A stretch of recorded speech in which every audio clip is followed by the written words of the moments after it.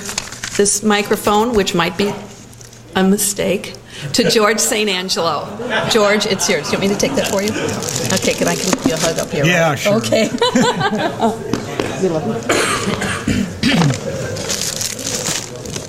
I can't say that I'm totally unprepared because I was supposed to speak at the meeting of our group.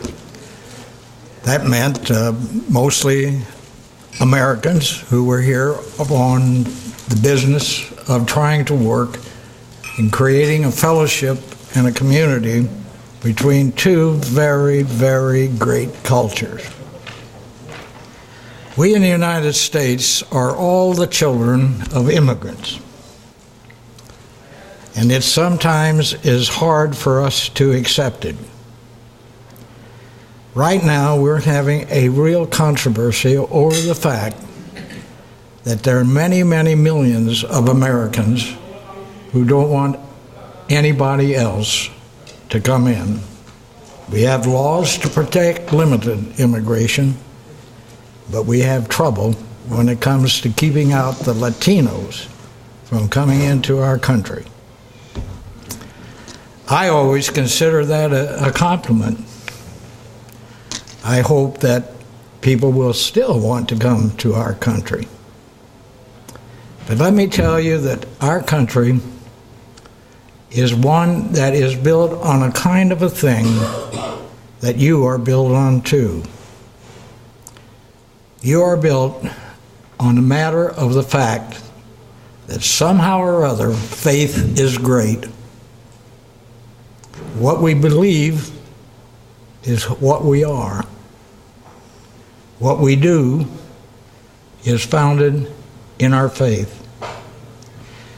I was just thinking about it today because we had today somewhat of a tense session. People began to wonder, why are we here anymore? And so I began to think that perhaps it should be time taken to say why we are here anymore. First of all, we believe in the same things.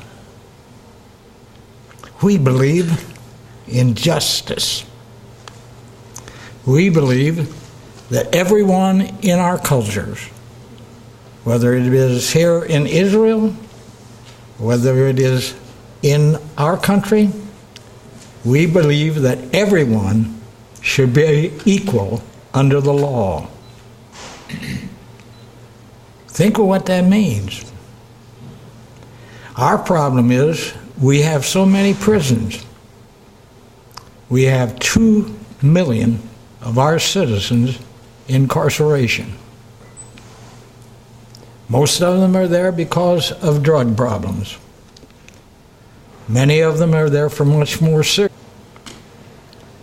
And we will set them free. You believe that too.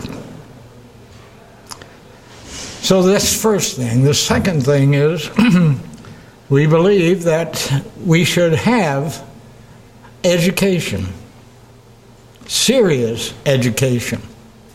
It's a human right to have an education. That's why we are in the business of working on an institution for justice, for efficiency, for making money, for all of the things that we unite as being a part of our culture. We have a very rich guy in our community. He was a student of mine, and he built an opera, not an opera house, but a symphony concert hall, put in $33 million.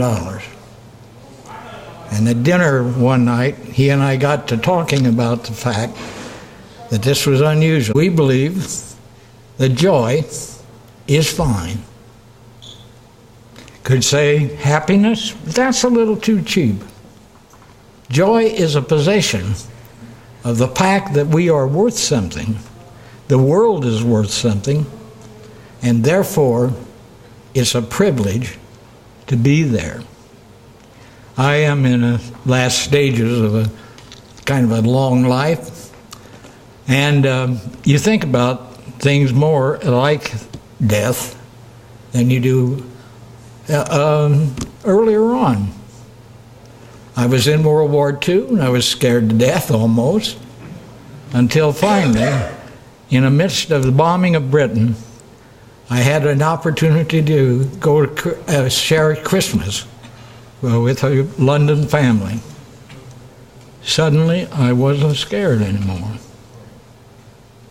Love, it says in one of our sacred writings, love casts out fear.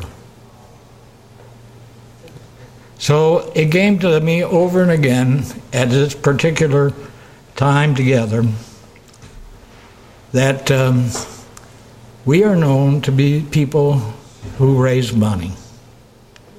That sometimes gives us a little a Christian minister. And I had more fun being a pastor than you can imagine. I always heard people say, oh my gosh, if you're going to be a minister, you're going to have to be this, and oh man, you can't smoke, you can't drink, you can't go with girls that do. And suddenly I found out that being a congregational minister was absolutely fun. And I can remember one day